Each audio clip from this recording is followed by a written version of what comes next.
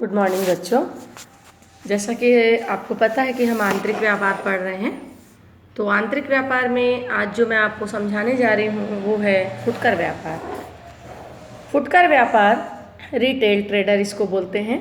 वास्तव में फुटकर व्यापार से तात्पर्य उस व्यापारी से है जो थोड़ी थोड़ी मात्रा में वस्तु को थोक व्यापारी से खरीदते हैं और उसे उपभोक्ताओं को उनकी मांग के अनुसार बेचते हैं। फुटकर व्यापार, फुटकर का मतलब ही होता है थोड़ी थोड़ी मात्रा में बेचना। वास्तव में जो फुटकर व्यापारी होते हैं इनके पास पूंजी कम होती है, तो ये जो है थोक व्यापारी से माल खरीदते हैं थोड़ी मात्रा में और जितनी भी उपभोक्ताओं की आवश्यकता होती है उसके अनुसार जो है ये लोग वस्तु को बेचते हैं। इसकी परिभाषा आप बुक से कर सकते हैं। इसके बाद हम देखेंगे कि फुटकर व्यापारी की क्या विशेषता है। विशेषताओं में अनेक प्रकार की वस्तुओं का व्यापार। वास्तव में ये जो फुटकर व्यापारी हैं वो अपनी दुकान में विभिन्न प्रकार की वस्तुएं ग्राहक की आवश्यकता अनुसार रखते हैं। क्रय की मात्रा, ये जो है फुटकर व्यापारी जो होते हैं वो थोड़ी थोड़ी मात्रा में उपभोक्ताओं को माल बेचते हैं और थोड़ी ही मात्रा में थोक व्यापारी से माल खरीदते हैं क्योंकि पूंजी कम होती है। उपभोक्ताओं को विक्रय, इनके द्वारा थोड़ी थोड़ी मात्रा में वस्तुओं का विक्रय किया जाता है। ग्राहकों को सेवाएं, ये जो फुटकर व्यापारी होते हैं वो ग्राहकों को नगद और उधार दोनों की ही सेवाएं जो हैं प्रदान करते हैं। सीमित व्यापार क्षेत्र, फुटकर व्यापारी के व्यापार का जो क्षेत्र होता है वो बहुत ही सीमित होता है। एक इनका एरिया लिमिटेड होता है, उस एरिया विशेष में रहकर ही ये काम करते हैं। व्यक्तिगत संपर्क, वास्तव में फुटकर व्यापारी जो है इनका संबंध जो है डायरेक्ट उपभोक्ताओं से होता है, तो ये उनसे व्यक्तिगत संपर्क भी स्थापित करते हैं। तो ये हमने देखा इनकी कुछ विशेषताएं कि अनेक वस्तुओं का व्यापार करते हैं। क्रय की मात्रा, उपभोक्ता को विक्रय, बीच की कड़ी, सफलता, सीमित व्यापार क्षेत्र, व्यक्तिगत संपर्क और नगद विक्रय। ठीक उसी प्रकार से हम देखेंगे फुटकर व्यापार का महत्व या गुण।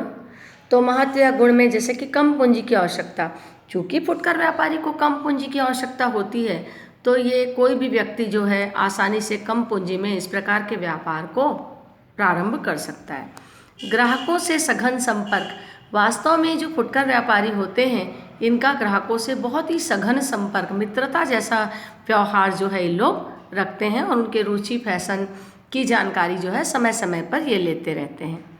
अगला है विभिन्न प्रकार की वस्तुएं। वास्तव में जो फुटकर व्यापारी होते हैं वो ग्राहकों की पसंद के अनुसार विभिन्न प्रकार की वस्तुएं रखते हैं।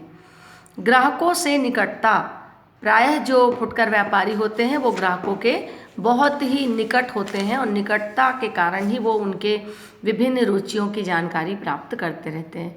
मौसम के अनुकूल वस्तुएं, बच्चों आप देखोगे कि मार्केट में हम जब जाते हैं, चाहे वो फल का व्यापारी हो चाहे अनाज का व्यापारी, मौसम के अनुकूल भी उन लोग वस्तुएं रखते हैं। जैसे रेनी सीज़न आया या आपका कोल्ड से विंटर सीज़न आया तो सीजनल ये लोग जो हैं वस्तुओं को रखते हैं। इसके अलावा ताज़ी वस्तुएं प्रदान करना, ये जो एकाकी व्यापारी होते हैं वो ग्राहकों को ताज़ी वस्तुएं प्रदान करते हैं। इसके अलावा निःशुल्क परामर्श, ये जो फुटकर व्यापारी होते हैं वो ग्राहकों को निःशुल्क परामर्श देने का भी कार्य करते हैं। अब हम देखें कि फुटकर व्यापारी के क्या दोष हैं। तो पहला है सीमित क्षेत्र। फुटकर व्यापारी प्रायः एक सीमित एरिया में रहकर ही काम करता है। ऊंचा मूल्य, फुटकर व्यापारी जो होता है ये मध्यस्थों की एक अंतिम कड़ी है, अतः उत्पादक तथा थोक व्यापारी द्वारा निर्धारित मूल्य से ऊंचे मूल्य पर इन लोग वस्तु का विक्रय करते हैं। विक्रय कला की आवश्यकता, वास्तव में फुटकर व्यापारी में विक्रय की ज़्यादा कला नहीं होती, बेचने की कला उनमें नहीं होने के कारण इनको कुशलता का अभाव होता है और इसके कारण जो है वो अधिक सफल नहीं हो पाते हैं। सजावट आदि पर व्यय, फुटकर व्यापारी जो है दुकान की साज सज्जा और थोड़ा सा आकर्षण उसको बनाने के लिए उनको खर्च करना पड़ता है अपने दुकान पर, जिससे कि वस्तु का जो विक्रय मूल्य है वो भी ऊंचा हो जाता है। अधिक विकास में बाधा, अपर्याप्त पूंजी के कारण अगर वो चाहें भी तो अपने दुकान का विस्तार नहीं कर पाते। तो ये मैंने आपको आज बताया कि फुटकर व्यापारी क्या होता है, उसकी विशेषताएं, उसके गुण और उसके दोष। और लगातार आप वीडियो देख रहे हैं कि नहीं, क्योंकि आप में से कोई कभी भी मेरे से कोई प्रश्न नहीं करते हैं कि आप पढ़ रहे हैं कि नहीं, आप नोट्स बना रहे हैं कि नहीं। असाइनमेंट भी प्रॉपर सभी बच्चों का समय पे नहीं आ पाता है, तो असाइनमेंट जो आप लोग लिखते हैं तो केवल लिखना बस नहीं है, उसको याद करके लिखना चाहिए। तो इससे आपके परीक्षा की भी तैयारी होगी और आगे के लिए भी आपको अच्छा रहेगा। Thank you.